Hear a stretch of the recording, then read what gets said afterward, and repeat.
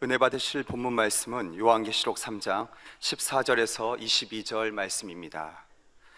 라오디게아 교회의 사자에게 편지하기를 아멘이시오 충성되고 참된 증인이시오 하나님의 창조의 근본이시니가 가라사대 내가 내 행위를 아노니 내가 차지도 아니하고 더없지도 아니하도다.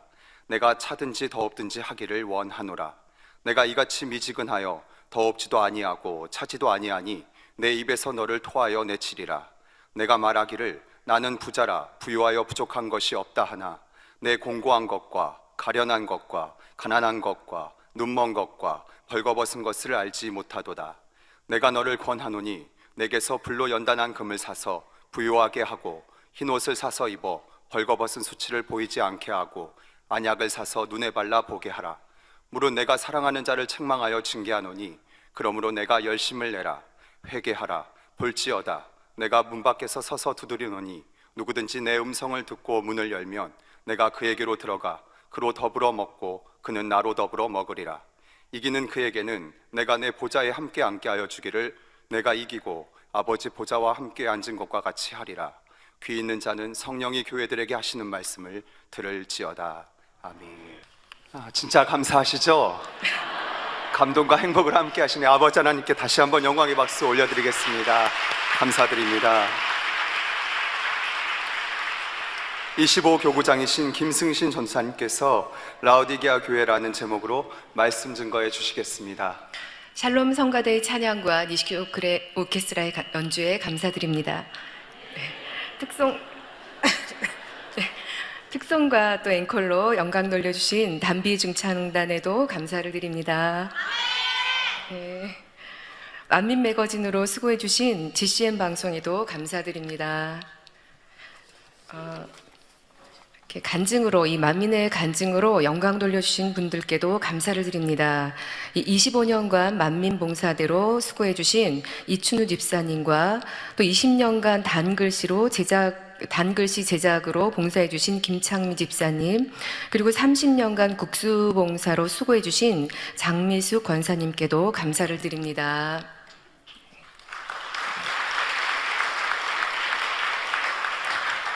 이 시간에 강단 헌화를 소개해드리겠습니다. 헌화자는 일대대 1교구입니다. 천국의 소망과 권능이 넘치는 귀한 재단으로 인도해주신 아버지 하나님께 영광 돌립니다.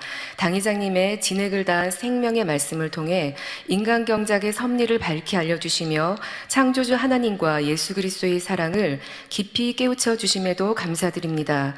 2회 연속 특별 다니엘 철야를 통해 성령의 불세례로 역사해 주시며 영적 장수로 승리해 나갈 수 있도록 축복해 주심에 감사드리며 3월 11일 월요일 교역자 회장 이수진 목사님의 인도로 올려드리는 특별 찬양을 통해 하나님께서 주실 응답과 축복을 사모하며 1교구 성도들의 마음을 모아 강단 헌화를 드립니다.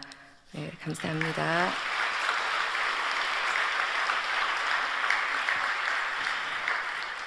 무한단물 19주년 기념예배에 관련해서 보고를 드립니다. 3월 7일 무한단물 19주년 기념예배 및 축하 행사가 무한만민교회에서 있었습니다. 강사는 이미영 목사님, 기도는 길태식 목사님, 축사는 최은석 장로님, 사회는 김명술 목사님, 그리고 축도로 김상태 목사님께서 축도해 주셨습니다. 축하 공연으로는 김진희 권사님, 크리스탈싱어즈, 빛의 소리 중창단이 수고해 주셨습니다. 이 시간에 당의자님께서도 무한단물 19주년 축하 메시지를 보내주셨습니다. 잠시 읽어드리겠습니다. 할렐루야, 권능의 무한단물 19주년을 축하합니다. 무한만민교회 목사님과 성도 여러분, 무한단물은 여러분의 필요를 채워주신 아버지 하나님의 사랑의 증표였습니다. 또한 하나님의 살아계심을 보이시며 마라의 기적, 노아의 홍수 등 성경의 사건들이 모두 사실이었음을 확증해 주셨습니다. 이 무한단물을 주셨던 처음의 감격과 은혜를 잊지 마시고 날마다 더 천국을 소망하며 힘차게 달려가시기를 바랍니다. 당회장님께서 이렇게 귀한 메시지를 보내주셨습니다. 이 무한단물을 주신 우리 아버지 하나님께 마음껏 영광 돌리고 오신 모든 분들께도 감사를 드립니다. 네, 그리고 오랜만에 이 미세먼지가 걷히고 파란 하늘을 보며 행복하게 모든 행사를 진행할 수 있도록 축복해 주신 우리 아버지 하나님께 모든 감사와 영광을 올려드리겠습니다.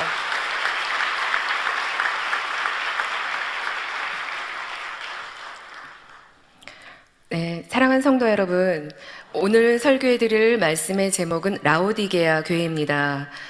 드디어 라오디게아 교회에 대한 말씀을 마지막으로 이 7교회에 대한 설교를 마무리하려고 합니다.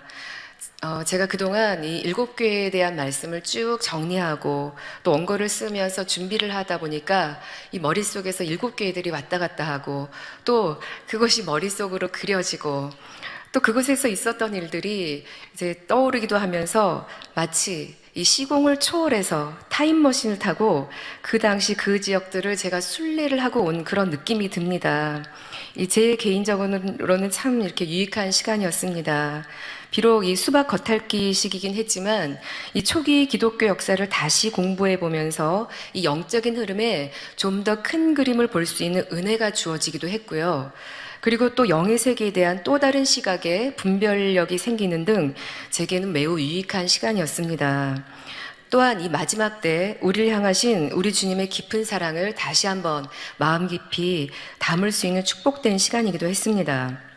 그리고 무엇보다도 이 시공을 초월해서 모든 교회를 깨우시기를 원하시는 우리 주님의 간절하고도 이 애타는 사랑의 외침이 담긴 이 말씀이 또 더 많은 교회들을 깨우는 말씀이 되었으면 좋겠다는 이 마음이 들었습니다. 우리가 이 길을 잘 가고 있다고 생각하며 이 신앙생활을 하고 있긴 하지만 이 말씀을 통해서 우리 주님의 마음과 또 주님의 시각으로 다시 한번 우리의 신앙을 조명해보며 이 잘못된 것이 있다면 돌아볼 수 있는 시간이 되셨으면 참 좋겠습니다. 그러면 이제 라오디게아 교회에 대한 설명에 들어가겠습니다. 요한계시록에 나오는 7교회 중 마지막 교회인 이 라오디게아 교회는 사대 교회와 같이 주님으로부터 이 책망만 들은 교회입니다. 이 미지근한 신앙을 책망하셨는데요. 오늘날 이 열심을 내려고도 하지 않고 또 더 이상 변화되려고 노력하지도 않는 교회들과 이 성도들에게 주시는 말씀입니다. 사실 마지막 때 믿는다고는 하지만 이런 미지근한 신앙을 가진 교인들이 참 많이 있습니다. 이 말세 교회의 특징이라는 이 말이 나올 정도로 이 시대의 말에 흐름을 타는 교회들이 많이 있는데요. 심각한 얘기지만 지금은 전 세계적으로 기독교가 갈수록 감소하고 있는 추세입니다. 특히 이 초대교회를 시작으로 가장 먼저 복음화가 이루어져서 이 기독교 중심의 문화가 찬란하게 꽃을 피웠고 또 기독교를 전 세계로 전파하는 이 기지 역할을 했었던 유럽은 현재 아주 급격하게 이 기독교 인구가 감소를 하고 있다고 합니다. 이 유럽의 개신교 출석교회는 인구의 3%도 안 된다고 합니다. 그 예로 이제 영국을 예로 들자면 2006년 영국 인구조사에 의하면 1979년과 2005년 사이에 영국 교인의 절반이 교회를 떠났다고 합니다. 그리고 2009년 통계에 의하면 1980년대에서 2009년까지 30년 동안 이 9,000개의 교회가 문을 닫았고 지금도 매년 220개의 교회가 영국 교회들이 폐쇄가 되고 있다고 전해집니다. 그래서 영국의 디 인디펜던트 일간 신문이 영국 교회는 40년 내 죽어 사라진다는 이 보도를 했다고 합니다. 이렇게 유럽에는 외형적으로는 기독교 국가의 형태를 취하고는 있지만 이 교회들은 점점 텅텅 비어가고 있으며 이 문을 닫는 교회도 속출하고 있다고 합니다. 그리고 유럽 기독교인은 이 주일 성수에 대한 이 개념이 없기 때문에 주일도 교회가 텅텅 비는 것이 일반적인 모습이라고 합니다. 이런 유럽 교회의 쇠퇴 원인은 여러 가지가 있지만 그 중에 너무 살기 좋고 편해지면서 교인들은 점점 세속과 향락에 빠져 들어갔다는 이 지적이 나오기도 합니다. 사실 초대교회 성도들이 그 핍박을 피해서 땅속이나 굴속 또는 산속에 숨어서 그 순수한 복음을 지키기 위해서 생명을 건 이 신앙생활을 하면서도 우리 주님을 향한 사랑이 식지 않았습니다. 그런데 이 기독교가 공인이 되고 이 핍박이 사라지자 이 예전에 누려보지 못했던 이 풍요와 또 자유를 누리게 되면서 오히려 이 신앙이 점점 식어지고 나태해졌던 것입니다. 유럽 교회도 이런 이유로 점점 쇠퇴하게 되었죠. 그러니 이 교회와 성직자의 수는 점점 줄어들고 그나마 있는 소수의 교인들에게는 이 신앙의 열정도 없는 상황이라고 합니다. 그런데 그럼에도 불구하고 이 가장 먼저 이 기독교 복음화가 이루어졌다고 하는 이 자부심이 있기 때문에 후진국에서 이 선교사가 오는 선교사는 필요 없다는 생각을 한다고 합니다. 이렇게 기독교가 쇠퇴되어 가고 있는 이 마지막 때의 흐름과 관련된 재미있는 글 하나가 있어서 읽어드리겠습니다. 예전 설교 때 한번 읽어드린 적이 있었는데요. 다시 한번 읽어드리겠습니다. 이 마지막 때를 깨어있게 만드는 메시지를 재미있게 각색해서 만든 글입니다. 이 악한 영들이 모여서 전략회의를 하고 있는 장소에서 그곳에 머리된 악한 영이 그 수하에 있는 악한 영들에게 대화하는 대화입니다. 친애하는 마귀 여러분, 우리는 지난 수천 년 동안 하루도 쉬지 않고 하나님과 큰 전쟁을 치러왔다. 우리는 아담과 하와를 유혹하는 데 성공하였고 가인을 통하여 아벨을 죽이는 데도 성공하였다. 또 유대인들의 신앙을 바짝 메마른 율법주의로 전락시켜 버림으로써 하나님의 사랑과 말씀을 가리우는 데 성공하였다. 그리고 예수를 십자가에 못 박아 죽였다. 그러나 그것이 우리 전략의 가장 큰 과오였다. 그로 인해 많은 우리의 사람들을 뺏기고 예수에게 넘겨줬다. 하지만 다시 전열을 가다듬고 우리의 사명을 감당하기 위해 더 열심히 뛰었다. 12 제자들로 인해 복음의 능력이 나타나자 잠시 우리가 수세에 몰리는 듯 했지만 거기에 굴하지 않고 그리스도인들을 박해하였다.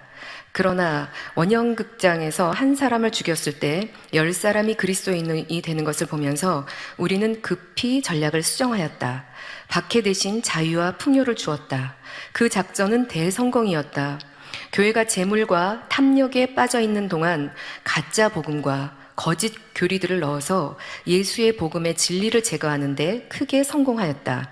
돌이켜본건대 중세는 참으로 우리 악한 영들의 전성기였다.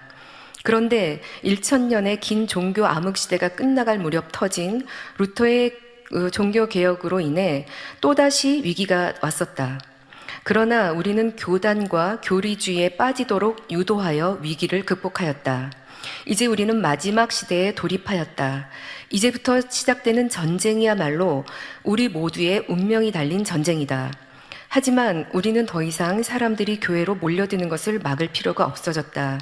이미 교회 안에 세상 풍토가 만연해지면서 교인들의 세속적인 생각과 이 비진리로 인하여 예수 복음의 능력을 잃어버렸기 때문이다. 또한 기도도 막을 필요가 없다. 왜냐하면 이미 세속에 깊이 몰입되고 있기 때문이다. 또한 목회자들의 설교도 막을 필요가 없다. 온갖 재밌는 이야기와 정치 또 사회 문제로 채워져 있어서 가장 중요한 예수의 복음을 정확하게 강론하지 못하고 있기 때문이다. 오류와 무지로 혼탁해진 설교는 하나님께로 이끌지 못할 것이다. 그리고 예수와 진리에 무관심하게 될 것이다. 내가 이 마지막 시대에 너희들에게 명령하고 부탁하고 싶은 것은 매우 간단하다. 교회 다니는 사람들로 하여금 자신이 구원받았다고 스스로 믿도록 해놓고 점차적으로 세상과 타협하도록 만들어라. 돈과 명예를 쫓는 일에 집중하게 하고 가족의 행복과 안락한 노후를 위해서 오직 돈을 많이 벌어야 한다는 생각을 집어넣어라. 그러면 그들의 마음과 삶은 불신자와 별다른 차이를 보이지 않을 것이다. 헛된 것에 소모하는 시간이 많을수록 하나님과 함께 할 수 있는 시간은 그만큼 줄이게 될 것이다. 그리고 컴퓨터에 노예가 되게 하라. 초고속 통신망을 연결시켜 날마다 흥미로운 광고와 음란한 이메일을 무수히 보내고 각종 정보와 스팸 메일을 퍼부어 정신을 혼미하게 만들어라. 또한 모든 사람들이 휴대폰을 갖고 다니는 풍조를 유행시켜서 마음과 정신이 고요한 가운데 하나님과 교통함을 구할 여유를 전혀 주지 말아라. 그래서 성령의 음성을 들을 수 없도록 몰아가도록 해라. 그러면 예수를 만나지 못한 채 세상과 교회를 방황하다가 지옥으로 오게 될 것이다. 여기까지 읽어드리겠습니다. 지금 읽어드린 바와 같이 우리 성도님들도 이제는 영의 세계가 있고 악한 영들이 있다는 사실을 너무나 잘 아실 것입니다. 그리고 좀 전에 말씀드린 대로 이 영적인 전쟁은 주님 오시는 그날까지 계속될 것입니다. 앞으로 더 치열해질 것입니다. 이 사단은 아주 교묘하면서도 음흉하고 또 집요하게 한 사람이라도 지옥으로 끌고 가기 위해서 지금도 우는 사자와 같이 삼킬자를 두루 찾아 다니고 있습니다. 제가 지금 읽어드린 글 중에 이 핍박을 하니까 오히려 더 뜨거워지고 구원받는 수가 늘어났으나 그런데 자유와 풍요를 주니까 오히려 신앙이 미지근해지고 침체되고 이 잠자는 신앙이 되어버린 것에 대해서 자기들의 작전이 대성공했다는 이 표현을 했는데요. 오늘날 이 마지막 때 살기가 편해지면서 이 심령이 부유해지고 그러면서 부족한 것이 없다고 하면서 열심을 내려고도 하지 않고 더 이상 변화되려고 노력하지도 않는 교회와 성도들에게 주시는 말씀이 바로 이 라오디게아 교회에 관한 말씀입니다. 제가 오늘 설교해드릴 이 라오디게아 교회는 아주 좋은 환경 가운데 세워진 교회입니다. 이 주변에 핍박도 별로 없었고요. 또 내부적인 이단 사상이나 이 부도덕적인 행위로 인한 문제점도 없었습니다. 그리고 경제적으로도 풍족한 교회였습니다. 이 7교회 중에서 가장 부유한 교회였다고 합니다. 그런데 오히려 이 재물이 풍족하고 이 생활이 편안하니 이 심령이 부유해짐으로 인해서 더 이상 주님의 은혜에 갈급해하지 않았고 그래서 영적으로는 침체되고 말았죠. 그 당시 라오디게아는 양모가 풍부한 도시로서 일찍부터 은행제도가 생겨날 정도로 이 부유했습니다. 그래서 AD 60년에 일어난 대지진에 대해서도 이 다른 도시와는 달리 이 로마 정부의 지원이 없이 자체적으로 복구할 만큼 이 부유한 도시였다고 합니다. 그리고 그 당시 유명한 대학교가 있었고 이 안약의 산지로도 유명한데요.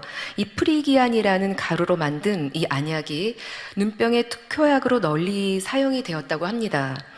그리고 또 이 의학교 교수님의 이름이 동전에 새겨질 정도로 이 의학으로 명성을 떨치던 곳이었다고 합니다.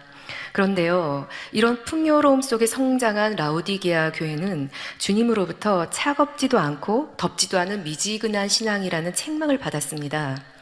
그런데요, 이 미지근한 신앙이라고 주님께서 말씀하신 배후에는 이 라오디게아라는 도시의 이 지리적인 배경이 있었습니다. 이 부족할 것이 없이 풍족했던 이 도시에 이 결정적인 핸디캡이 있었는데 바로 이 물이 부족했습니다. 그래서 이곳에서 9km 떨어진 히에라볼리라는 곳에 뜨거운 온천수와 또 14km 떨어진 이 골로새 뒤편에 만년설이 녹아 흐르는 바비산에서 아주 차가운 물을 라오디게아의 수로로 만들어서 이 사용을 했다고 합니다. 그런데 문제는 그 뜨거운 온천수와 그 차가운 얼음물이 이 라오디게아로 오는 도중에 이 미지근해져서 이 마시기가 역겨웠다고 합니다. 이 물도 가장 마시기에 맛있게 느껴지는 이 온도가 있다고 합니다. 그런데 이 물은 이 마시기가 역겨운 이 미지근한 온도였던 것 같습니다. 그렇기 때문에 그들은 차지도 덥지도 않은 이 미지근한 신앙을 내쳐버린다고 하신 것이 그 도시에 있는 사람들에게는 너무나 이해가 되었을 것입니다. 우리 주님께서는 이렇게 당시 그 지역에 살던 사람들이 너무 이해하기 쉽게 비유를 하시죠.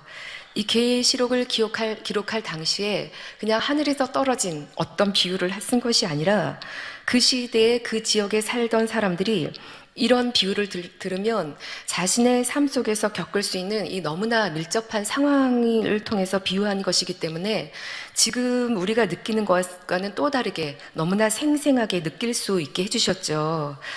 우리 아버지 하나님은 이렇게 섬세하시고 자상한 방법으로 우리들의 눈높이에 맞춰서 교육하시고 또 말씀해 주시면서 우리를 가장 좋은 길로 인도해 주시죠. 우리는 이 시간 라오디게아 교회가 들었던 이 책망의 말씀을 통해 우리 아버지의 자상하신 그 사랑을 느껴보시며 우리도 우리 자신의 모습을 한번 점검해 보므로 내게도 책망받을 모습이 있지는 않은지 살펴보시며 오직 주님께 칭찬만 받을 수 있는 저와 여러분 모두가 되시면 참 좋겠습니다. 서론이 좀 길어졌습니다. 이제 본론으로 들어가겠는데요. 본론에서는 말씀을 두 단락으로 나눠서 설명해 드리겠습니다.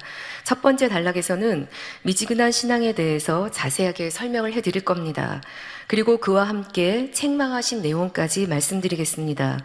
그리고 두 번째 단락에서는 주님께서 라오디게아 교회에 주시는 권면과 약속의 말씀을 전해드리겠습니다. 그러면 이제 본론으로 들어가서 미지근한 신앙이란 어떤 것인지를 말씀드리기 전에 이 차가운 신앙과 또 뜨거운 신앙에 대해서 간단히 설명을 해드리겠습니다. 이제 먼저 차가운 신앙이란 그 마음에 성령의 역사가 없고 아예 구원과 상관이 없는 상태를 말합니다. 이 가끔 보면 이 교회에 나오는 사람 중에서도 이 성령을 받지 못해서 참 믿음이 무엇인지 또 구원이 무엇인지 알지도 못하는 경우도 있습니다. 그러다 보니 하나님 말씀대로 살려는 노력도 하지 않습니다. 이런 것을 바로 차가운 신앙이라고 합니다. 이 차가운 신앙과 관련된 재미있는 예가 있어서 잠시 읽어드리겠습니다. 이 차가운 신앙을 가진 교인의 부류에 대해서 이 재미있게 풍자에서 이 설명을 해놓은 글입니다. 이 아침 대예배 때만 잠깐 얼굴을 보이는 교인을 나팔꽃 교인이라고 합니다. 그리고 감투를 안 주면 교회에 안 나온 교인을 감투 교인이라고 합니다. 그리고 신방을 가서 끌어내야만 겨우 나오는 교인을 인력거 교인이라고 합니다. 그리고 이렇게 저렇게 항상 핑계대며 잘 빠지는 교인을 핑계 교인이라고 합니다. 그리고 신앙생활 오래 해도 기도 생활을 안 해서 기도 인도를 못하는 교인을 벙어리 교인이라고 합니다. 그리고 설교의 비평과 남의 흠잡기에 우수한 교인을 시험 채점관 교인이라고 합니다. 또 이 교회 저 교회 왔다 갔다 하는 교인을 유람선 교인이라고 합니다. 그리고 사업적으로 무슨 실속을 얻으려는 목적으로 교회를 다니는 교인을 이 광고 교인이라고 합니다.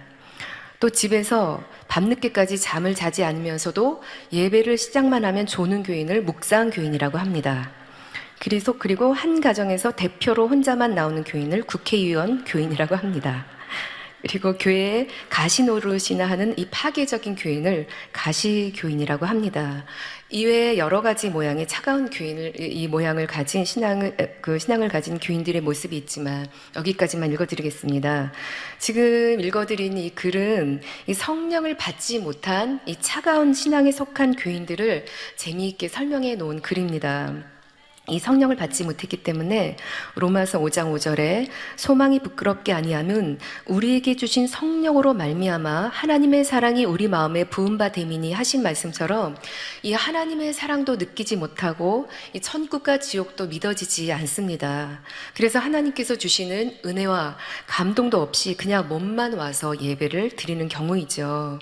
하지만 이런 분들도 그래도 꾸준히 예배를 드리다 보면 어느 순간에 아버지 하나님께서 이 기회를 주시고 은혜를 주시며 이제 만나 주시는 경우도 있죠. 이렇게 차가운 신앙이란 성령을 받지 못해서 참 믿음이 무엇인지 또 구원이 무엇인지 알지 못하는 신앙이라고 말씀을 드렸습니다. 그런데요, 이 한때 성령을 받고 신앙생활을 이렇게 하다가 이제 이런 사람 중에 세상을 사랑하는 마음을 버리지 못해서 다시 세상으로 빠져들어서 결국 성령이 소멸돼 버리는 경우도 있죠. 이렇게 아예 구원과 멀어져 버린 사람을 차다라고 말씀하신 것입니다. 반면에 이 덥다는 것은 이제 뜨거운 신앙이란 성령을 받은 사람이 날마다 영적인 새 힘을 공급받으며 믿음이 자라나는 상태를 말합니다. 우리가 이 예수 그리스도를 영접함으로 성령을 받게 되면 이 성령의 도우심으로 점점 하나님의 말씀을 깨닫게 됩니다. 그리고 하나님에 대해서도 더 깊이 알아가고 진리를 행하려고 노력하는 가운데 성령의 충만함과 또 위로부터 은혜와 능력을 받게 되죠. 또한 하나님의 말씀에 따라 죄를 피 흘리기까지 싸워버리며 날마다 육은 죽어지고 영은 자라나며 하나님의 나라를 이루기 위해 열심을 내게 됩니다.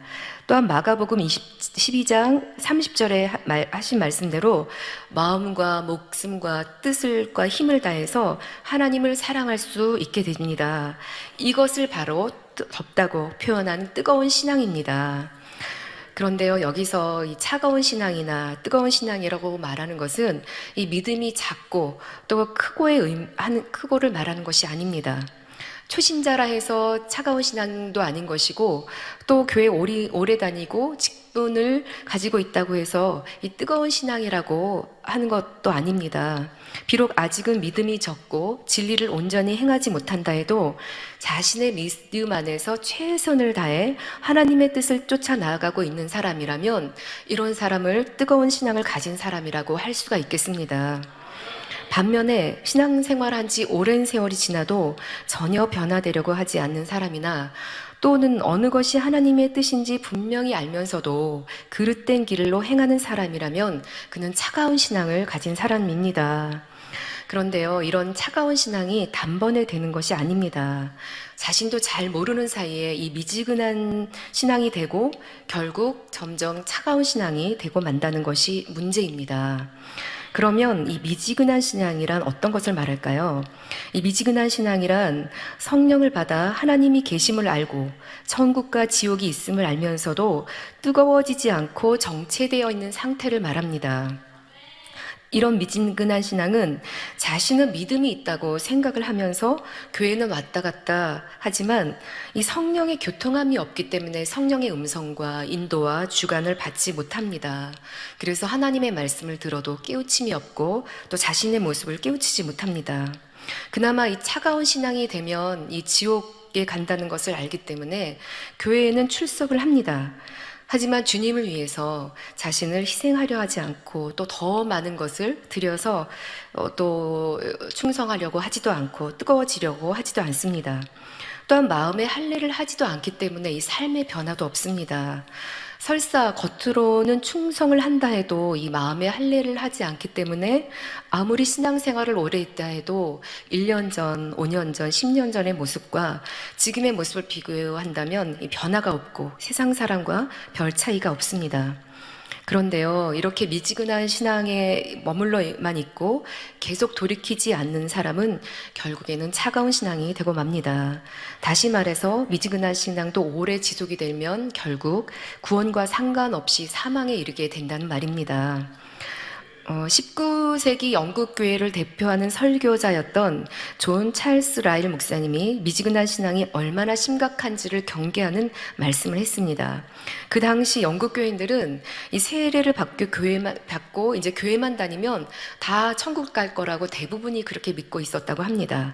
그런데 하늘에서 떨어진 거룩한 폭탄이라는 별명이 붙은 찰스 라일 목사님이 영국 교인들에게 충격적인 메시지를 던졌습니다. 그 내용을 잠시 읽어드리겠습니다.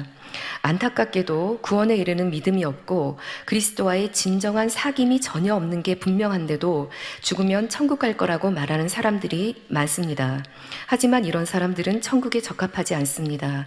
이런 사람들은 그리스도를 경배하지도 않고 그분과 전혀 교통하지 않습니다. 그분을 사랑하지도 않습니다. 슬픈 일입니다.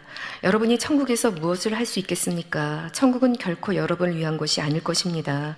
천국의 기쁨은 결코 여러분을 위한 기쁨이 아닐 것입니다. 천국의 행복은 여러분이 들어갈 수 없는 행복일 것입니다. 천국은 여러분의 마음에 따분하고 부담스러운 곳일 것입니다. 그러므로 늦기 전에 회개하고 변화를 받으십시오. 천국에 대한 가장 확실한 준비는 지금 예수님과의 교제임을 명심하십시오. 이 짧은 내용이지만 이 강한 메시지를 담고 있죠. 이 교회는 나오고 있으니 구원은 받겠지라는 안일한 생각에 적당히 세상과 타협하고 안주하면서 하는 신앙생활을 이 경계하라는 메시지가 담겨 있습니다. 바로 이 라오디게아 교회 성도들에게 해당되는 말씀이죠. 사랑하는 성도 여러분, 이 신앙이 미지근하다는 말씀에 담긴 가장 중요하면서도 이 근본적인 의미는 바로 하나님과 세상 양쪽에 걸쳐 있는 신앙을 말합니다. 쉽게 말해서 양다리를 걸치고 있다가 상황에 따라 자신의 유익이나 편의를 쫓아 좋은 쪽을 택하는 것이죠. 하지만 누가복음 16장 13절에 보면 집 타인이 두 주인을 섬길 수 없나니 혹 이를 미워하고 저를 사랑하거나 혹 이를 중히 여기고 저를 경히 여길 것임이니라. 너희가 하나님과 재물을 겸하여 섬길 수 없느니라고 말씀하고 계신데요. 여기서 재물이란 꼭 물질만을 의미하는 것이 아닙니다. 이 세상과 세상에 있는 것들을 대표적으로 이 상징하는 것으로서 이처럼 이 세상이나 세상에 속한 것과 하나님을 동시에 사랑하며 섬길 수는 없다는 말씀입니다. 어떤 사람들은 이렇게 세상과 하나님, 이 신앙의 가운데서 이 양다리를 걸치며 신앙생활하는 것이 마치 지혜인 것처럼 생각하지만 이는 결코 지혜로운 것이 아닙니다. 이 양다리라는 단어는 결코 좋은 의미로 쓰이지는 않죠. 이 양다리를 걸치다가 이 비참한 최후를 맞은 이제 일화가 있어서 이제 잠시 소개를 해드리겠습니다. 이 미국의 남북 전쟁이 한창일 때 있었던 일이라고 합니다. 한 농부가 윗도리는 북군의 군복을 입고 바지는 남북의 군복을 입었답니다. 상황에 따라서 안전한 쪽으로 가장하리라는 계산을 했던 것입니다. 그러나 그 지역에서 남군과 북군의 격전이 벌어졌을 때 그는 그 한가운데서 양쪽 군의 사격을 받고 죽고 말았습니다. 그는 소속이 불분명했던 것입니다. 이 자기 딴에는 지혜를 동원했지만 오히려 양쪽 군의 타깃이 되었지요. 이 농부는 이 소속이 불분명하고 양다리를 걸쳤기 때문에 지킴받지 못하고 결과적으로 비참한 최후를 맞고 말았습니다. 우리도 이 소속을 확실히 해야 하겠습니다. 우리의 소속은 이 땅이 아니라 하늘에 있습니다. 우리의 시민권은 하늘에 있다는 사실을 늘 생각하시며 오직 위의 것만 바라보고 사시기를 바랍니다. 그리고 우리를 너무 사랑하시는 우리 주님의 은혜에 꼭 붙들려서 살아가야 하겠습니다. 하지만 세상을 사랑할 때 요한일서 2장 15절에 이 세상이나 세상에 있는 것들을 사랑치 말라. 누구든지 세상을 사랑하면 아버지의 사랑이 그 속에 있지 아니하니 하신 말씀처럼 이렇게 세상을 사랑하면 하나님의 사랑과 멀어진다는 사실을 믿으시기 바랍니다. 또한 주님에 대한 사랑이 식어지고 이 미지근한 신앙이 되면 이 성령의 음성을 듣지 못하니 영적으로 무뎌져서 영적인 분별력도 흐려진다는 사실을 알아야 하겠습니다. 그런데요, 이 영적으로 문제가 있는데도 이 문제의식을 느끼지 못한다는 것이 참 무서운 일인 것 같습니다. 이 영적으로 죽어가고 있는데 정작 본인은 아무 문제 없다고 생각하는 것이 큰 문제이죠. 현대의학에서도 고치기 어려운 병은 이 자각 증상이 없는 이 질병이라고 합니다. 이 암이 그래서 무서운 병이지요. 어디가 아프면 통증이 있어야 되는데 통증이 없었기 때문에 이 서서히 죽어가고 있는데도 스스로는 자각을 하지 못하는 것입니다. 영적으로도 마찬가지입니다. 오랜 시간 신앙생활을 하면서 마음에 할례하지 못하고 이 하나님과 교통하는 기도가 오랜 시간 단절이 되다 보면 이 자신이 잘못된 길을 가고 있어도 이 자각을 하지 못하는 경우도 봅니다. 또 기도를 해도 이 주님과 이 교통하는 기도가 되어야 하는데 이 기도하는 행위만 하고 있으면서 기도했다고 생각하는 경우도 많이 있는 것을 봅니다. 사실 저에게도 해당이 되는 말씀입니다. 작년에 아버지 하나님께서 허락하신 이 축복의 연단을 통해서 저 자신을 돌아보게 되었습니다. 처음 주님을 영접했을 때는 얼마나 갈급하고 이 가난한 심령으로 늘 주님과 교통하기를 원하며 기도를 했었는데 갈수록 그런 갈급한 마음이 점점 사라지고 이 심령이 부유해지면서 영적으로 조금씩 정체되어 가고 있는 모습을 보게 되었습니다.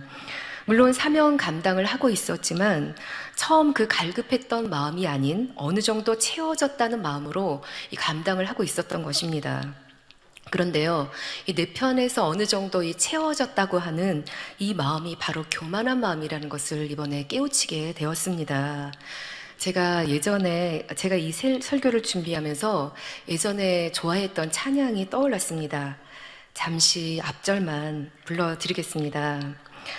목마른 사슴 시내 물을 찾아 헤매이듯이 내 영혼 주를 찾기에 갈급하도다. 아나이다. 이런 찬양인데요. 처음 여러분들도 들어보셨죠? 예전에 많이 불렀던 것 같습니다. 처음 그 당시 저의 심령 상태와 비슷했기 때문에 즐겨 불렀던 것 같습니다. 근데요, 지금 와서 생각해 보니까 그렇게 심령이 가난했던 그때가 참 행복했던 것 같습니다. 그런데 갈수록 그 은혜를 더 사모해야 하는데 오히려 이 갈급함이 채워졌다는 생각을 하면서 아주 서서히 현실에 안주하는 이런 신앙이 되어져 갔던 것인 것 같습니다. 그러다가 작년에 아버지 하나님께서 허락하신 축복의 연단의 시간을 통해서 이런 일들 저런 일들을 겪으면서 정말 기도밖에는 없다는 이 생각을 하면서 수시로 무릎을 꿇고 눈물로 기도를 하게 되었습니다. 그러면서 그동안 소원해졌었던 주님과의 관계가 회복되면서 올해 들어와서 제 개인적으로는 이 첫사랑 때 주님과 그 사랑의 교감을 이루며 교통했던 그 기도가 회복이 되어 가고 있습니다. 정말 이 연단이 축복이라는 말씀이 마음으로 절절히 느껴졌습니다. 이 주님과 첫사랑에 빠져 있었을 때는 기도하는 시간이 정말 꿀같이 달고 그리고 시간 가는 줄 모르고 이 사랑의 교감을 주님과 이루면서 기도를 했었습니다. 누군가를 사랑하게 되면 그 사람이랑 하루 종일 대화가 하고 싶어지죠. 그렇게 주님과 교통하는 기도를 하고 있으면 정말 어느 때는 주님이 느껴지기도 하고 또 주님과 마음으로 사랑을 이렇게 주고받는 교제가 이루어지는 이런 은혜가 임하기도 합니다. 이 제 마음이 항상 이렇게 주님을 향해 있고 또 제 시선이 이 주님께 고정이 되어 있을 때 그리고 그런 마음으로 주님께 그 사랑을 표현하고 고백을 할 때 이 깊은 기도가 되어진 것을 체험해 보기도 했습니다. 이렇게 주님을 향한 첫사랑 때는 주님과 대하는 시간이 너무 좋아서 시간만 나면 기도하면서 주님과 이 사랑의 교감을 이루는 기도를 시간 가는 줄 모르고 했습니다. 그런데요, 이렇게 뜨거웠던 첫사랑이 식어버리면 먼저 이 기도가 메말라집니다. 이 사랑의 이 교감을 이루는 기도보다는 아무 강응 없이 의무적으로 이 기도를 건조하게 하게 됩니다. 이 세상 사람들도 뜨겁게 사랑하다가 그 사랑이 식어져 버리면 먼저 이 대화가 없어지죠. 그렇게 되면 이 피차가 괴롭고 힘듭니다. 이렇게 식어버린 무미건조한 사랑에서 처음 설레임이 가득했던 그 사랑으로 되돌아가고 싶다는 내용의 가사가 담긴 세상 가요가 있는데요. 이 설교 내용과 공감이 되는 부분이 있어서 잠시 읽어드리겠습니다. 제목은 아주 오래된 연인들이라는 제목입니다. 저녁이 되면 의무감으로 전화를 하고 관심도 없는 서로의 일과를 묻곤 하지. 가끔씩은 사랑한단 말로 서로에게 위로하겠지만 그런 것도 예전에 가졌던 두근거림은 아니야. 처음에 만난 그 느낌, 그 설레임을 찾는다면 우리가 느낀 실증은 이제 없는 거야. 주말이 되면 습관적으로 약속을 하고 서로를 위해 봉사한다고 생각을 하지. 가끔씩은 서로의 눈을 피해 다른 사람을 만나기도 하고 자연스레 이별을 할 기회를 찾으려고 할 때도 있지. 처음 만난 그 느낌, 그 설레임을 찾는다면 우리가 느낀 실증은 이제는 없는 거야.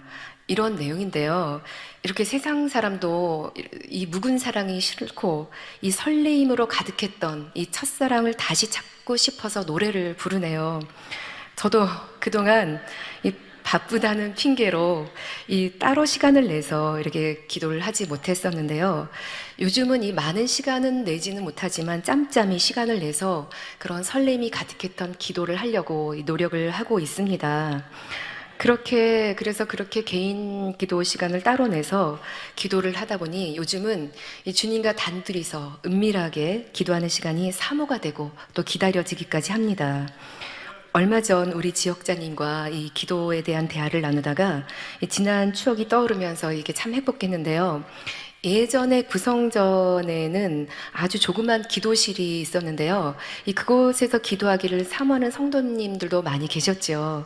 때로는 이 줄 서서 기다리면서 그곳에서 이제 기도하기를 사모하셨는데요.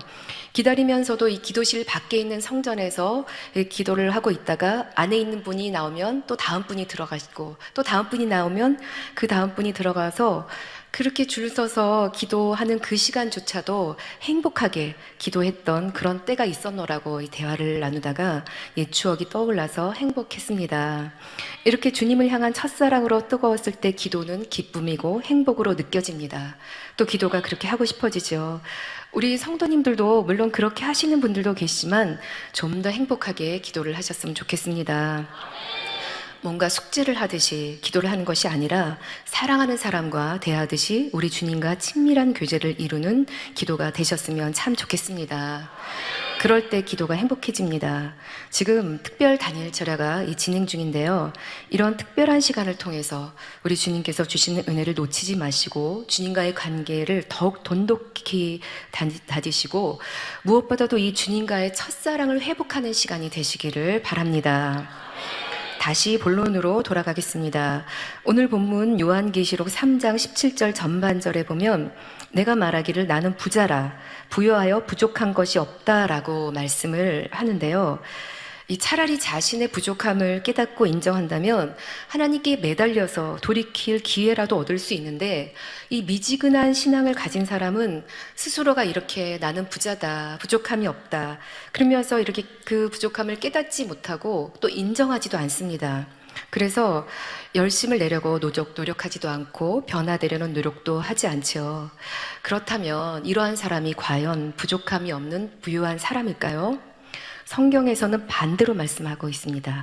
본문 3장 17절 후반절에 보면 내 곤고한 것과 이제 앞서 말씀드린 바로 다음 절입니다. 내 곤고한 것과 가련한 것과 가난한 것과 눈먼 것과 벌거벗은 것을 알지 못하도다 하시면서 다 반대로 말씀을 하고 계십니다. 여기서 곤고하다는 것은 기도를 이제 미지근한 신앙이 되니까 기도하지 못하고 성령 충만함을 입지 못하기 때문에 영적으로 이 힘을 받지 못해서 이 곤고한 것입니다. 또 가련하다고 하셨는데요. 이는 육적으로는 아무리 스스로 지혜롭다 생각하지 하고 또 부족함이 없다 해도 결국 그 영혼이 사망으로 갈 수밖에 없으므로 이런 사람을 보고 가련하다고 말씀하시는 것입니다. 또한 이들을 가난하다고 하신 것은 그들이 육으로 볼 때 아무리 부귀 영화를 누리고 산다 해도 이 영의 눈으로 볼 때는 가난한 사람이기 때문입니다. 이는 이 심령이 가난한 자가 복이 있다고 하신 그런 가난이 아니라 실제로 그 영혼이 빈곤하고 이 피폐해진 상태를 뜻하는 것이죠. 이 땅에서 육적인 부요는 결국 모든 것이 썩어지고 없어질 허무한 것에 불과합니다. 그러므로 썩지 아니할 하늘나라의 영원한 상급을 쌓아가고 있는 사람이 진정 부유한 사람이죠.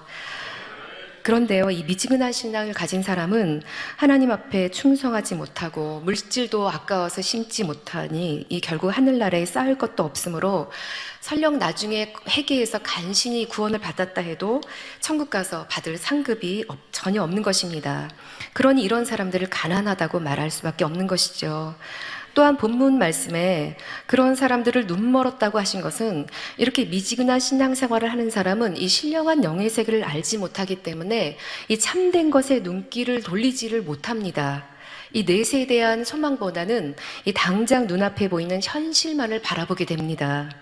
반면에 말씀에 대한 영안이 열려서 말씀을 영적으로 깨닫고 이해하는 사람은 내세에 대한 이 분명한 소망이 있습니다. 그래서 말씀을 통해 자신을 열심히 발견하며 어둠을 벗고 빛으로 나오게 되죠. 그러나 영적으로 눈이 먼 사람들은 자신의 어둠을 발견하지 못하므로 여전히 어둠 가운데 거하게 됩니다.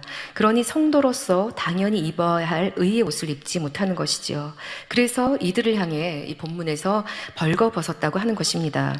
이 옷은 사람의 마음을 뜻하는 것으로서 의의 옷을 입는다는 것의 영적인 의미는 마음의 할례를 하여 마음의 의를 이룬다는 뜻입니다. 그런데 이 미지근한 신앙생활을 하는 사람은 마음의 할례를 하지 않고 있으니 여전히 이렇게 마음에 이 죄를 품고 있기 때문에 이 겉으로는 아무리 좋은 옷을 입고 있다 해도 하나님 편에서 볼 때는 이 벌거벗은 수치를 드러내놓고 다니는 것과 같습니다. 이렇게 주님께서 라오디게아 교회를 향해서 곤고하고 가련하고 가난하고 눈멀고 벌거벗었다고 말씀하시지만 정작 이 라오디게아 교회는 인정하지 못하고 나는 부자고 부족함이 없다. 아무 문제 없다. 이렇게 말을 하고 있죠. 이것이 바로 미지근한 신앙의 문제인 것입니다. 이렇게 해서 지금까지 미지근한 신앙에 대해서 설명을 해드렸는데요. 지금부터는 책망하신 내용을 말씀드리겠습니다. 요한계시록 3장 15절에서 16절에 보면 내가 내 행위를 아노니 내가 차지도 아니하고 더없지도 아니하도다. 내가 차든지 더없든지 하기를 원하노라. 내가 이같이 미지근하여 더없지 아니하고 차지도 아니하니 내 입에서 너를 토하여 내치리라. 이렇게 말씀을 하셨는데요. 지금까지 설명해드린 대로 이 차가운 신앙을 가진 사람은 당연히 하나님과 상관이 없고 이 구원을 받을 수가 없는 신앙입니다. 그러므로 이 차가운 신앙이 되면서는 안 되고 또 미지근한 신앙이 되어서도 결코 아니 되죠. 그런데 본문에서는 이 미지근한 신앙을 경계하면서 기왕이면 이 더워지라고만 하시지 왜 차든지 덥든지라고 말씀을 하셨을까요? 그것은 바로 이 미지근한 신앙이 얼마나 경계해야 하는 이 위험한 신앙인지를 깨우쳐 주시려는 것입니다. 예를 들어서 차라리 차가운 신앙 상태에서는 징계를 통해서 회개하고 돌이킬 기회라도 있을 수가 있습니다. 가령 죄를 지음으로 하나님께 외면을 당하게 되면 이 질병이나 사고를 당하거나 또 여러 가지 재앙을 만나게 됩니다. 이럴 때 징계를 통해서라도 정신을 차리고 이 철저하게 통회자복을 하면 다시 신앙을 회복할 가능성이 있습니다. 그런데 미지근한 신앙일 때는 그런 기회조차 얻을 수가 어렵기 때문입니다. 그렇다고 해서 차라리 차가운 신앙이 되라는 말은 결코 아닙니다. 사실 이 차가운 신앙 상태에서는 이 징계를 받았을 때 이 회개하고 돌이키는 것이 결코 쉽지만은 않습니다. 왜냐하면 이 하나님의 사랑을 느끼기보다는 이 두려움과 또 낙심이 앞서기 때문이죠. 또한 설령 이 회개하고 돌이킨다 해도 이 재앙을 당하고 나서야 이 회개하는 것이 얼마나 어리석고 고통스러운 일이겠습니까?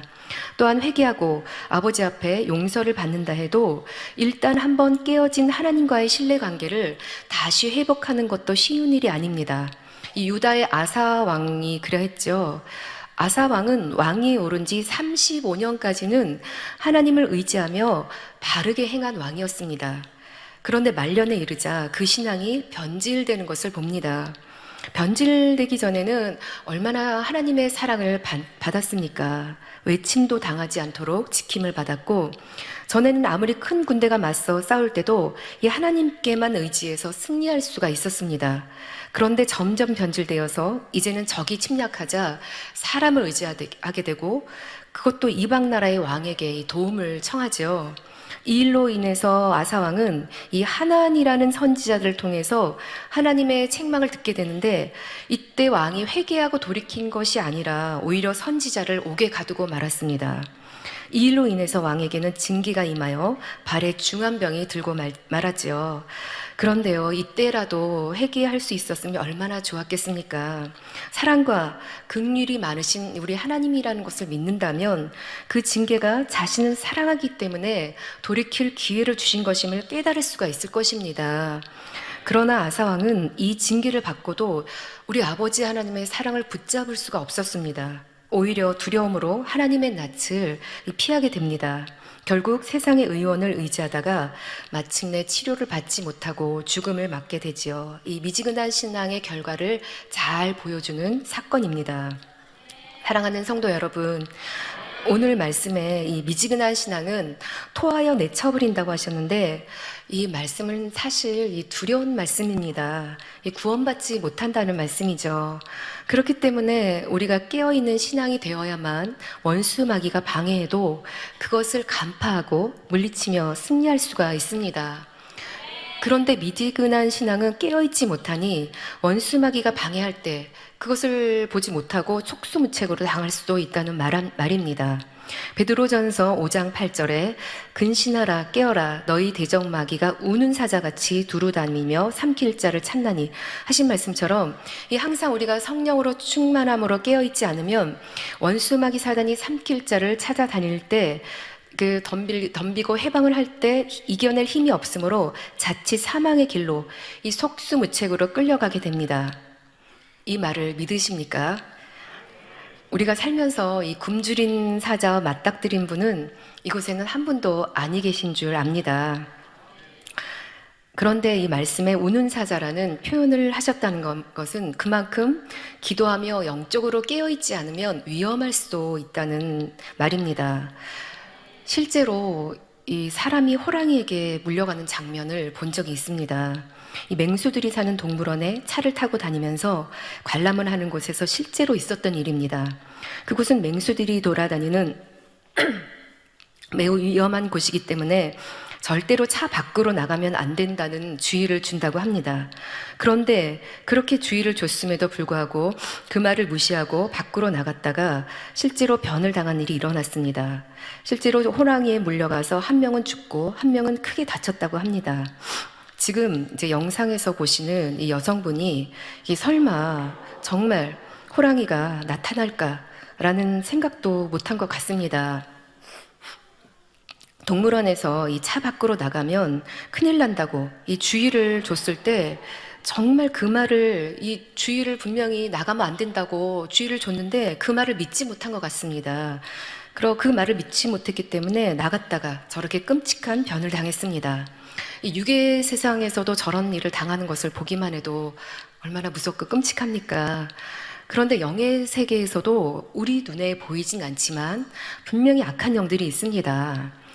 그리고 이 악한 영들은 영물들이기 때문에 우리가 보지 못하는 것들을 봅니다. 그래서 아주 교묘하게 해방을 하죠.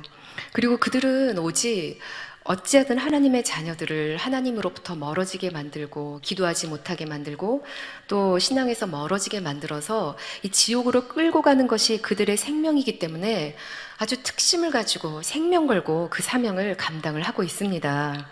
그러니 우리는 늘 기도로 그리고 말씀으로 무장하며 깨어 있어야지만 저렇게 원수마귀가 방해를 할 때 그 괴계를 간파할 수 있고 또 깨어 있어서 이제 지킴받을 수가 있는 것입니다.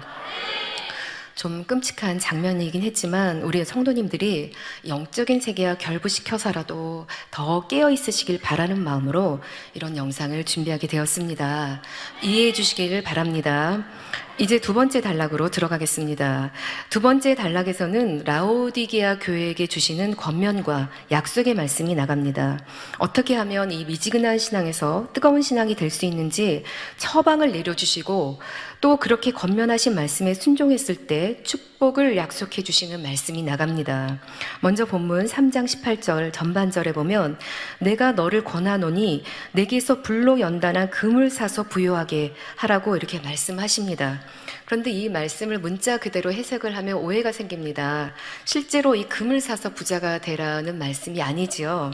여기서 금을 사서 부유하게 하라는 말씀은 이 영적인 의미는 금과 같이 변함이 없는 믿음을 소유하라는 말씀입니다. 그런데요, 이런 금과 같은 영적인 믿음이 그냥 주어지는 것이 아니죠. 세상에서도 이 정금이 나오기까지는 불로 단련하는 과정이 있어야 하듯이 믿음 역시 이렇게 연단의 과정이 있어야만 정금같이 나올 수가 있습니다. 많은 시험과 환난을 거치면서 승리하고 죄를 피 흘리기까지 싸워버리며 말씀대로 살기 위해 수고하고 인내하며 절제해 나갈 때 바로 이런 연단의 과정들을 통해서 비로소 정금과 같은 믿음을 소유할 수가 있는 것이지요. 그래서 금을 사야 하는데 그 금은 불로 연단한 금이라고 하신 것입니다. 이제 다음으로 본문 3장 18절에 흰 옷을 사서 벌거벗은 수치를 보이지 않게 하라고 하신 말씀이 나오는데요. 이 말씀의 영적인 의미를 간단히 요약해드리면 이 마음에 할례를 함으로 거룩한 의의 옷을 입게 될 때 이 부끄러운 수치를 보이지 않을 수가 있다는 말씀입니다. 그런데요, 때로는 우리가 하나님을 믿는다고 하면서도 이 자신이 벌거벗은 모습조차 이렇게 깨닫지를 못하고 영적인 장님이 되어 있는 이들을 향해서 주님께서는 또 이 본문 3장 18절 후반절에 안약을 사서 눈에 발라 보게 하라고 말씀을 하셨습니다. 이는 곧 영적인 눈이 열려야 함을 말씀하시는 것이죠.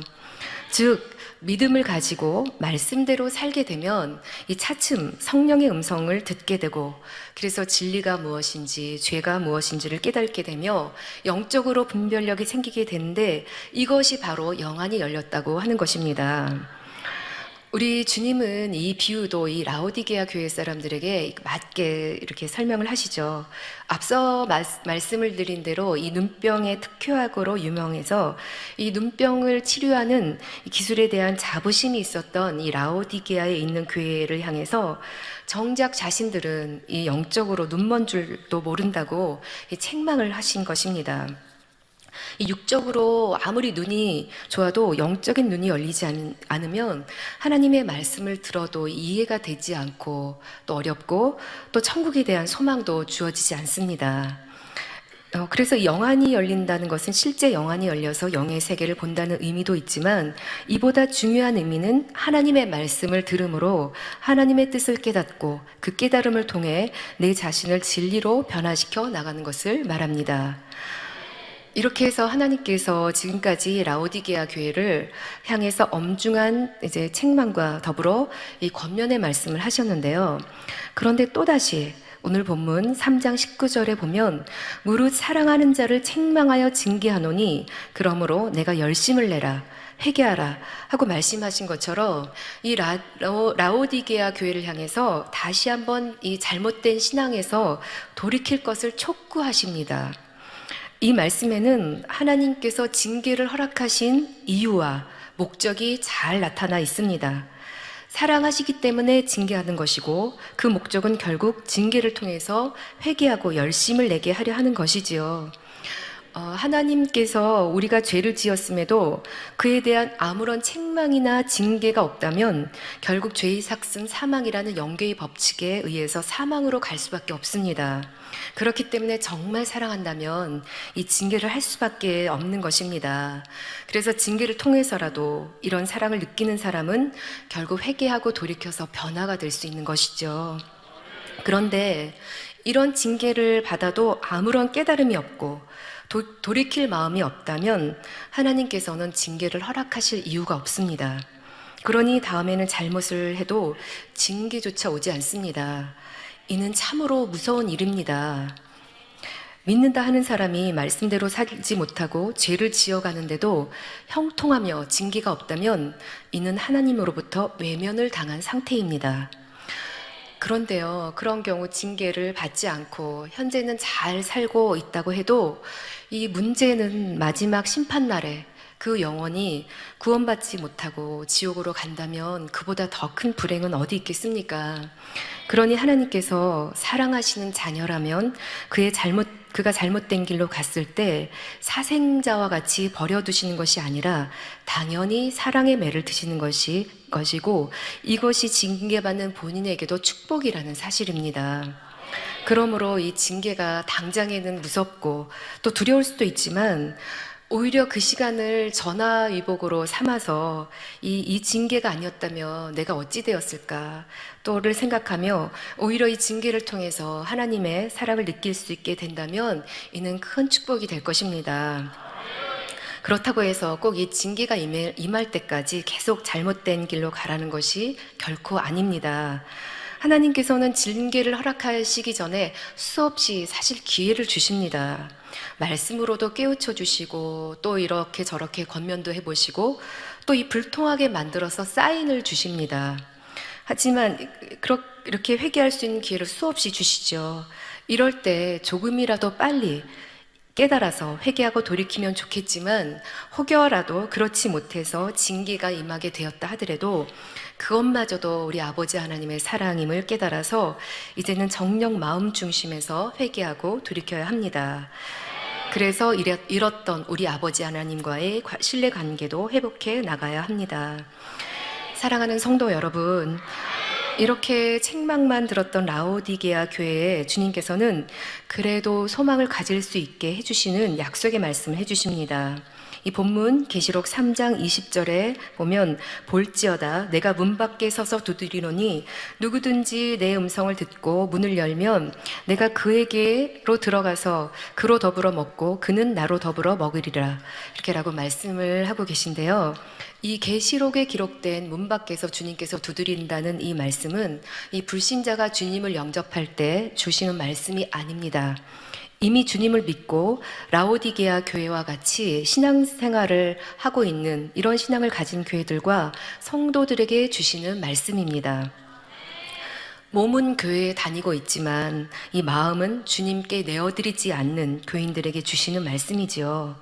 이 미지근한 신앙생활로 인해 깊은 잠에, 영적인 잠에 빠져 있었지만 이제라도 주님의 음성을 듣고 깨어나라는 말씀입니다. 사실 이렇게 라오디게아 교회가 내가 내쳐버린다라는 이 말씀을 들을 정도로 영적으로 심각한 상태를 알려주셨다면 우리 편에서 주님께 만나달라고 살려달라고 두드려야 하는데, 이 라오디게아 교회는 오히려 주님 편에서 끊임없이 밖에서 두드리게 하시죠. 어찌 보면 이 라오디게아 교회 사람들은 주님이 안 계신 교회라고 할 수 있겠습니다.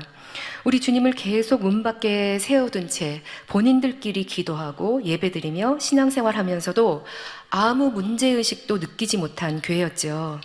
우리 주님이 문을 두드릴 때 득달같이 달려와서 열어드려야 하는데 그 두드리는 소리를 조차 듣지 못하고 있습니다. 그런데요, 우리 주님은 이런 교회라도 결코 내치지 않으십니다. 사랑하기 때문에 포기하지 않으시고 끊임없이 문을 열어달라고 문 밖에서 들이드리고 계십니다. 사랑하는 성도 여러분, 이 말씀을 통해 혹여 우리도 주님을 문 밖에 세워둔 채 신앙생활을 하고 있지는 않은지 돌아보는 시간이 되시면 참 좋겠습니다. 그러면 문 밖에서 두드리신다는 말씀은 영적으로 어떤 의미를 담고 있을까요? 먼저 주님께서 문 밖에서 두드리신다는 것은 주님께서 진리의 말씀으로 우리의 생각을 두드리신다는 뜻입니다. 우리가 하나님의 말씀을 들었을 때 이를 마음의 양식을 삼아야 하는데, 그러려면 먼저 이 진리의 말씀이 생각의 문을 통해서 들어와야 하고 그 다음으로 이 마음의 문을 통해서 마음으로 들어와야 합니다. 그래서 본문 3장 20절 후반절에 문을 열면 내가 그에게로 들어가 그로 더불어 먹고 그는 나로 더불어 먹으리라 하신 말씀처럼, 그렇게 들어온 말씀이 마음에 담겨지면 차츰차츰 이 말씀대로 이렇게 지켜 행할 수 있게 되는데, 그것을 가리켜 곧 주님과 함께 먹고 마신다고 말씀을 하신 것입니다. 그러나 일단 이 생각의 문을 통해 말씀을 받았다 해도 정작 중요한 이 마음의 문을 열지 않으면 이 말씀이 머리에 지식으로만 남게 됩니다. 이것이 바로 지식적인 믿음, 곧 행함이 따르지 않는 죽은 믿음이며, 이런 믿음으로는 결국 미지근한 신앙에 머무르게 된다는 사실입니다. 오랜 세월 신앙생활을 해서 이 듣고 아는 말씀은 많다 해도 막상 행함을 통해 마음을 영으로 일구지 못한다면 위로부터 믿어지는 영적인 믿음도 오지 않게 되고 이 교회만 왔다 갔다, 몸만 왔다 갔다 하는 모습이 되고 말지요. 그런데요, 이 주님을 정말 사랑하는 사람이라면 우리 주님을 우리 마음 중심에 모시고 살면서 어찌하든 그 말씀대로 행하려고 살려고 노력할 것입니다. 이 영적인 믿음을 가진 사람은 우리 주님이 우리 안에 계심을 분명히 믿을 것이고, 또 우리 안에 주님이 계심을 늘 의식하면서 그 말씀대로 살려고 노력을 하겠죠. 그런데 우리 주님이 우리 안에 계신 것을 느끼지 못하면서 신앙생활을 하는 경우도 봅니다. 어떤 사람이 이제 슬픈 일을 많이 당하고 마음이 너무 괴로우니까 이 술을 잔뜩 먹고 술에 잔뜩 취해서 교회를 찾아갔다고 합니다. 이제 들은 게 있어서 교회에 가면 그래도 마음의 위로를 받을까 해서 이 밤중에 찾아가서 문을 좀 열어달라고 이제 문을 두드리니까 사찰 집사님이 이제 나오셨습니다. 그래서 사찰 집사님이 왜 왔냐고 물어보니까 이분이 나 예수님 좀 만나러 왔다고 했답니다. 그러자 사찰 집사님이 하는 말이 그런 사람 여기 없습니다 라고 답변을 하고 문을 닫아버렸다고 합니다. 실제로 있었던 일인지 아닌지는 잘 모르겠지만 이 예화는 우리 크리스찬들에게, 특히 라오디게아 교회와 같이 미지근한 신앙을 가진 교회들에게 깨우침을 주는 메시지가 담겨 있죠. 이 미지근한 신앙 상태에서는 주님이 함께 하시는 이 은혜를 체험하지 못한 채 이 교회만 왔다 갔다 할 뿐입니다. 그런데요, 여기서 우리가 한 가지 알아야 할 것은 주님께서 아무리 능력이 많으시다 해도 이 사람의 문을, 마음의 문을 강제로 열으시지는 않습니다. 그것은 공의에 맞지 않기 때문이죠. 하나님께서 이 사람의 마음의 문을 강제로 열어서 영적인 믿음을 갖게 하신다면 이 세상에 구원받지 못할 사람도 없을 것이고 또 새 예루살렘에 갈 사람도 들어가지 못할 사람도 없겠죠. 하지만 그것은 공의 가운데 이루어지는 인간 경작이 아닙니다. 하나님께서는 우리들에게 자유의지를 주셔서 스스로 우러나오는 마음으로 하나님을 믿고 또 사랑하는 참 자녀를 얻기 원하신다는 사실입니다. 그러므로 주님께서는 우리의 생각의 문과 마음의 문을 끊임없이 두드리시지만 그 문을 여는 것은 우리 자신임을 알아야 하겠습니다. 그러므로 하나님을 사랑하는 사람이라면 당연히 마음문까지도 활짝 열어서 주님과 함께 먹고 마심으로 진리의 말씀대로 살아가야 하는 것입니다. 그리고 그런 사람은 오늘 본문 3장 21절에 이기는 그에게는 내가 내 보좌에 함께 앉게 하여 주기를 내가 이기고 아버지 보좌에 함께 앉은 것과 같이 하리라 하신 말씀처럼 이 사망 권세를 이기고 하나님의 보좌 우편에 앉으신 주님처럼 끝까지 이기는 사람에게 구원을 받게 해주시겠다는 말씀입니다. 주님께서는 이 라오디게아 교회에게 책망을 말씀을 하셨지만 그들이 이제라도 회개하고 돌이켰을 때 이처럼 구원의 문이 열려 있음을 말씀하신 것입니다. 이 구원의 방주의 문이 완전히 닫혀지기 전까지는 그래도 아직은 기회가 있기 때문에 주님께서는 마지막 순간까지라도 이렇게 안타까운 마음으로 말씀을 하고 계신 것입니다. 제가 이 설교 준비를 하면서 이 문 밖에서 애타게 문을 두드리고 계신 주님의 모습이 담긴 이 명화를 한번 자세히 들여다보다가 울컥하면서 눈물이 났습니다. 저렇게 사랑하는 영혼들 마음 안에 들어가시기 위해서 애타게 문을 두드리시고 계신데 그 음성을 듣지 못하고 있는 영혼들을 보면서 얼마나 안타까우실까라는 생각이 들면서 눈물이 났습니다. 그러면서 한편으로는 우리가 이렇게 구원받고 신앙생활을 할 수 있는 것이 엄청난 축복이라는 마음이 들었습니다. 여러분들도 아시겠지만 한 사람을 전도해서 구원받게 만드는 것이 쉽지 않은 일입니다. 저도 생각해 보니까 제가 구원받은 것이 정말 우리 아버지 하나님의 강권하심의 은혜였다는 것을 느끼면서 갈수록 그것을 느껴보고 깨우치면서 너무나 감사했습니다.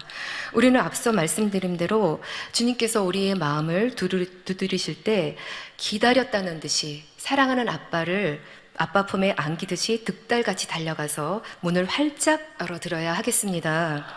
그리고 주님을 마음 중심에 모셔드리고 행복하게 교제를 나누며 그 관계를 돈독하게 만들어가야 하겠습니다. 사랑하는 성도 여러분, 우리가 주님의 십자가의 사랑으로 구원받고 또 이 성령을 받았다고 해서 다 천국에 가는 것은 아닙니다. 갓난 아이가 세상에 태어났는데 젖도 먹지 못하고 또 자라지도 못한다면 오래 살지 못할 것입니다. 이 마찬가지로 우리가 하나님의 말씀인 생명의 생명수를 마시지 않고 영적인 변화가 없는 사람은 반드시 이 구원받는다는 보장이 없습니다. 진정 하나님을 믿는 사람이라면 우리를 구원해 주신 주님의 은혜를 생각하며 부지런히 죄를 벗어버리고 날마다 더 뜨거운 신앙이 되어야 할 것입니다. 오늘 이 시간에는 라오디게아 교회에 대해서 설명을 해드렸는데요. 7교회 중 마지막 교회인 이 라오디게아 교회를 끝으로 이 7교회에 대한 설교를 마치기 전에 그동안 설명해드렸던 7교회가 주는 이 주요 교훈을 간단히 요약 정리해드리면서 이 결론을 맺고자 합니다. 먼저 에베소 교회는 하나님의 말씀 안에 살기를 힘쓰고 진리에 위배된 것들과 거짓된 것들을 철저히 배격하며 사명 감당도 잘하고 모이기를 힘쓰는 교회였지요. 그런데 이런 에베소 교회는 주님으로부터 처음 사랑을 버린 것에 대해서 책망을 들었습니다.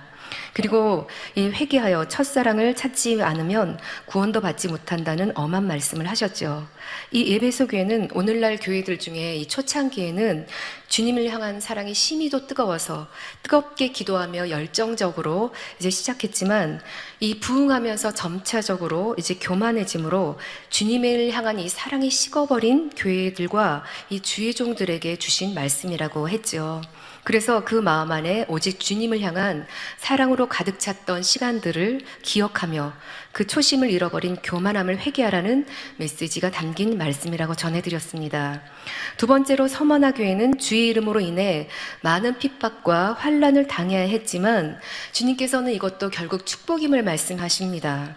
그리고 어떤 상황에서도 변함없는 믿음으로 생명 다해 충성했을 때 하늘나라에서 주어지게 될 큰 상급을 약속해 주고 계시죠. 다음으로 세 번째 버가모 교회는 이 적당주의 신앙과 더 나아가 이단 사상에 물든 교회들을 대표해서 주님으로부터 책망과 이 경계의 말씀을 들었지요.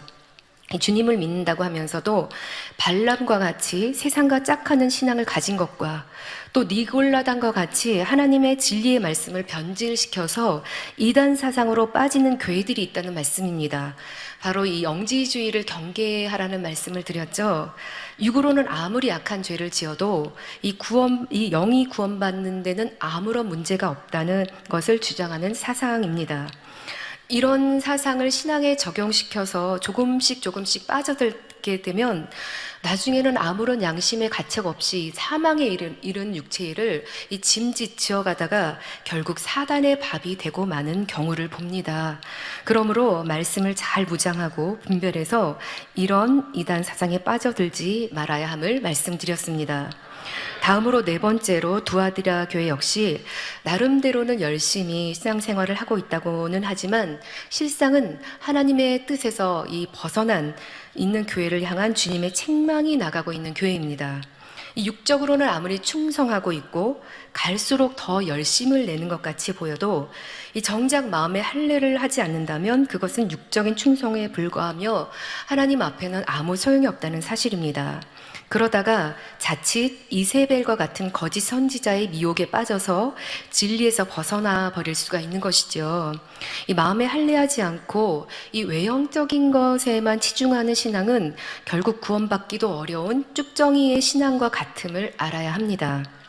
다음으로 다섯 번째, 사대교회는 행함이 없는 죽은 믿음을 가진 교회로서 주님으로부터 책망을 받은 교회입니다. 이 참 믿음을 가졌다면 거기에는 반드시 행함이 따르게 되며 이렇게 행할 때만이 이 주님을 믿고 사랑한다는 증거가 되는 것입니다.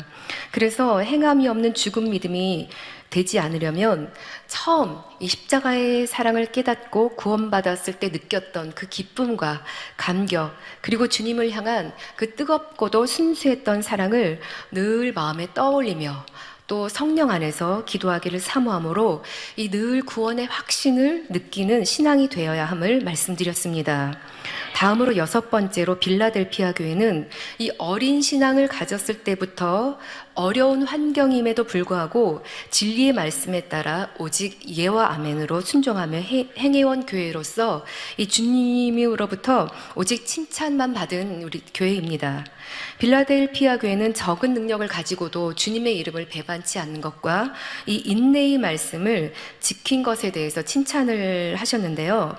우리가 신앙생활을 하면서 이 여러 가지 연단이 올 때 우리는 우리에게 가장 좋은 것으로 함께 해주시는 우리 좋으신 주님을 끝까지 믿고 인내하며 나가야 함을 말씀을 드렸죠. 그럴 때 그 모든 것이 합력하여 선을 이루는 과정이었고 또 그 연단들이 축복으로 가는 과정이었음을 깨닫게 된다고 말씀을 드렸습니다. 우리가 이 땅에서 인간 경작을 마치고 나중에 천국에 이르렀을 때 이 땅에서 이 인간 경작을 받았던 그 시간이 너무나 큰 축복이었음을 느끼면서 이 감사의 고백을 하게 된다고도 말씀을 드렸습니다. 하지만 이것은 어디까지나 이 땅에서 말씀을 지키며 인내하며 때로는 힘들게 느껴지는 연단의 순간들도 믿음으로 이겨낸 사람들에게만 주어진 특권이라고 말씀드렸습니다. 하나님께서는 모든 교회들이 바로 이런 빌라델피아 교회와 같이 행하여 주님으로부터 사랑과 축복을 받을 뿐만 아니라 천국에서도 귀한 영광의 자리에 들어가는 복되고 아름다운 교회들이 되어야 한다고 하셨습니다. 이제 마지막으로 라오디아 교회는 뜨겁지 않은 교회, 더 이상 열심을 내려고 하지도 않으므로 신앙이 정체되어 버린 교회를 대표해서 주님으로부터 책망을 들은 교회입니다. 이 열심내고 뜨거웠을 때 주님으로부터 받은 많은 축복을 가지고 더 하나님을 위해서 열심을 내야 되는데 오히려 더 많은 것을 가지기 위해서 점차 세상과 타협하며 부와 명예와 권세를 추구해가는 모습에 대해서 일깨워주고 계십니다. 예나 지금이나 이 돈과 물질 그리고 이 풍요로운 삶은 이 양날의 검과 같습니다. 하나님의 나라를 위해서 지혜롭게 잘 사용을 하면 정말 엄청난 축복이 되지만 잘못 사용하면 모두를 망하게 할 수 있는 무서운 무기가 되는 것 같습니다. 이 라오디게아 교회에게 하시는 말씀은 특히 이 마지막 때를 살면서 신앙생활을 하고 있는 모든 교회와 성도들에게 깨어있게 해주시기 위해서 해주신 말씀입니다. 그리고 이런 미지근한 신앙이 되지 않으려면 끊임없이 주님을 향한 은혜에 목말라 하며 주님과 친밀한 교제를 이루어야 함을 말씀드렸습니다. 이렇게 해서 지금까지 설명해드린 7교회에 대한 말씀은 우리의 신앙을 점검해 볼 수 있는 너무나 중요한 말씀입니다. 이 많은 교회와 성도들이 주님을 만나서 주님의 사랑을 느끼고 또 본인은 주님을 사랑하며 신앙생활을 한다고 합니다. 하지만 어느 순간 자신도 모르는 사이에 변질이 되고 이 처음에는 주님께 칭찬을 받았던 모습이 점점 책망을 받을 수밖에 없는 모습들로 가고 있지는 않은지 살펴봐야 한다는 이 강한 메시지가 담겨 있습니다. 주님께서 모든 7교회 말씀을 하시고 나서 마무리 부분에서 간절히 외치시죠. 귀 있는 자는 성령이 교회들에게 하시는 말씀을 들을지어다 라고 하시면서 더욱 깨어있는 신앙이 될 것을 말씀을 하십니다. 사랑하는 성도 여러분, 성경의 가장 마지막 장인 이 계시록에 기록된 이 7교회의 말씀은 이 마지막 때 신앙이 잠든 전 세계의 모든 교회와 또 모든 교역자들과 성도들을 향한 주님의 간절한 사랑의 외침이시기도 합니다. 우리 주님의 핏값으로 세워진 주님의 몸된 교회가 바로 서는 것이 곧 하나님의 자녀들이 바로 서는 길이기 때문에 주님께서 이처럼 수많은 교회의 목회자들에게 간곡히 당부하십니다. 이 바른 신앙을 가질 것을 간곡히 당부하고 계시는 것입니다. 이 지난주 길태식 목사님께서 천국을 보고 온 이 리카르도 시드라는 분의 간증을 읽어주셨죠. 그 내용 중에 주님께서 우리를 데리러 오실 시간이 이미 되었는데 아직 재림하시지 않으신 이유는 우리 모두에게 회개할 수 있는 조금의 여백을 남겨주셨다고 하신 내용이 있습니다.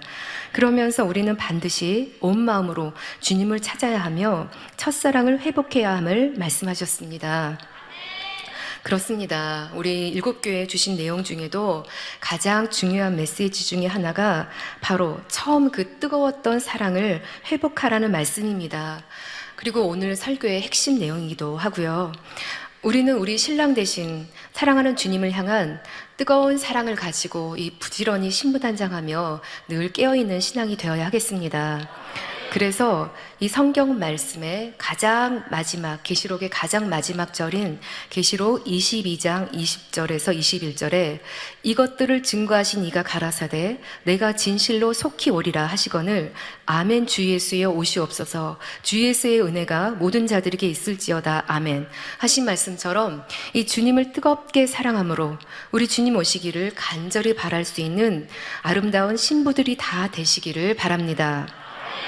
마지막으로 이렇게 7교회의 귀한 말씀을 계시록에 기록해 주셔서 모든 교회들을 향한 주님의 뜻을 밝히 알려주시고 또 이 마지막 때를 깨어있게 해주시며 더 나아가 이 주님을 맞을 신부단장을 할 수 있도록 해주신 사랑하는 주님과 그리고 우리 아버지 하나님께 마음 다해 감사를 드립니다. 네, 감사합니다. 또한 계시록에 기록된 7교회에 대한 이렇게 귀한 생명의 말씀을 풀어주시고 주님의 마음과 그 뜻을 밝히 알려주셨을 뿐만 아니라 우리 주님을 마음으로 이처럼 뜨겁게 사랑할 수 있게 만들어주신 사랑하는 당회자님께도 마음 깊이 감사를 드립니다.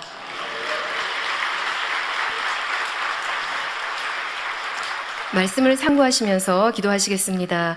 사랑의 아버지 하나님 감사를 드립니다. 이 마지막 때 아버지께서 이렇게 7교회 말씀을 주시고 우리를 이렇게 깨어있게 해주심에 정녕 감사를 드립니다. 우리가 이렇게 우리 신랑 되신 주님을 향한 뜨거운 사랑을 가지고 부지런히 신부단장하며 이렇게 늘 깨어있는 신앙이 되시기 위해서 이렇게 귀한 말씀을 계시록에 기록해 주시며 그 뜻을 밝게 알려주셨고 또 이 귀한 생명의 말씀을 풀어주심으로 또 우리에게 또 주님을 뜨겁게 사랑에 만들어주신 우리 아버지 또한 귀한 사랑하는 당회자님의 이제 이 말씀을 통해서 우리를 이렇게 변화시켜 주신 아버지 하나님께 모든 감사 영광을 올려드립니다. 감사하고 우리 주 예수 그리스도 이름으로 기도하옵나이다. 아멘. 영상을 통한 당회장님의 환자 기도를 받겠습니다. 아픈 분들은 아픈 곳이나 연약한 곳 위에 손을 얹고 기도받으시고 아프지 않으신 분들은 가슴에 손을 얹고 마음의 소원을 위해 믿음으로 기도받으시기 바랍니다. 할렐루야. 전능하신 사랑의 아버지 하나님, 이 시간 기도받는 모든 성도님들 위해 안수하여 주옵소서. GCN과 인터넷과 화상을 통해 기도받는 지교회와 지성전 그리고 전세계 하나님의 자녀들 위에도 시공간을 초월하여 역사하여 주시기를 원합니다. 믿어지는 믿음을 주시고 부정적인 생각과 의심의 세력을 물리쳐 주옵시며 모든 시험 환난도 물리쳐 주옵소서. 머리부터 발끝까지 오장육부, 뼈, 마디마디, 온몸의 신경, 조직, 세포 등 아픈 곳마다 성령의 불로 태우시고 근본의 빛으로 역사하여 주옵소서.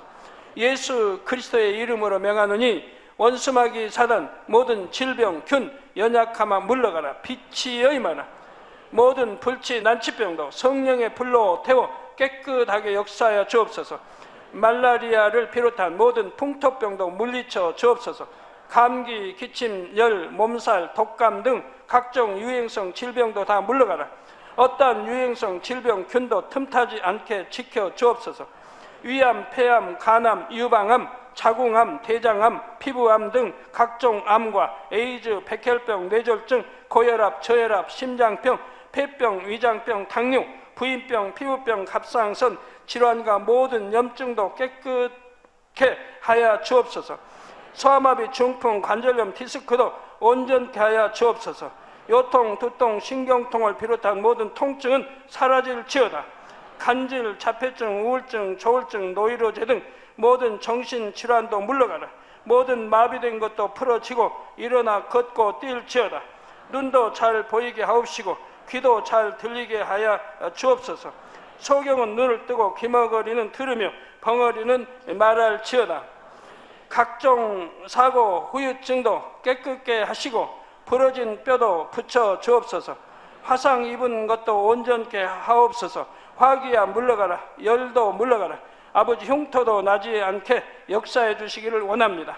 마약을 비롯하여 각종 약물과 독극물 중독도 깨끗함을 입을지어다. 죽은 신경과 세포가 살아나며 죽은 자도 살아나게 하여 주옵소서.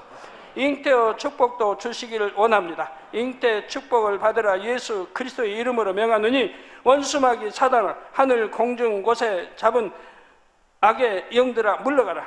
그의 사자들도 물러갈지니라. 이 땅의 악한 영, 더러운 영, 거짓되고 간사한 영, 이간질하고 미혹하는 모든 어둠들은 물러가라. 모든 흉악의 결박을 풀고 어둠아 물러가라. 빛이 여임하라. 아버지 하나님, 부르짖어 기도할 수 있는 능력을 주시고 죄를 버리고 성결될 수 있는 능력을 주옵소서. 영혼이 잘됨같이 범사에 잘되게 하시고 가정의 복음화도 이루어 주시기를 원합니다. 한 주간도 모든 사고와 재앙으로부터 지켜주시고 불통이 없는 형통한 삶을 살 수 있도록 축복해 주옵소서. 성령의 불담으로 천군 천사와 주님의 불꽃 같은 눈동자로 모든 하나님의 자녀들과 가정, 일터, 사업터를 지켜주시기를 원합니다. 학생들에게 지와 명철을 더하시고 공부도 할 수 있는 뜨거운 마음과 열정도 더하여 주옵소서. 마음과 생각을 세상에 빼앗기지 않도록 지키시고 하나님을 뜨겁게 사랑하는 학생들로 축복하여 주옵소서. 하나님의 자녀들이 먹으나 마시나 입으나 무엇을 하든지 하나님 앞에 영광 돌리는 삶이 되게 축복하여 주시기를 원합니다. 나는 하나님을 만났노라, 체험했노라, 응답 받았노라, 축복 받았노라, 간증하는 입술이 되게 역사하여 주옵소서. 아버지 하나님 감사합니다. 홀로 영광 받으옵소서. 우리 주 예수 그리스도의 이름으로 기도하옵나이다. 아멘. 涙の中おらる主、愛の主、それは命与える救いの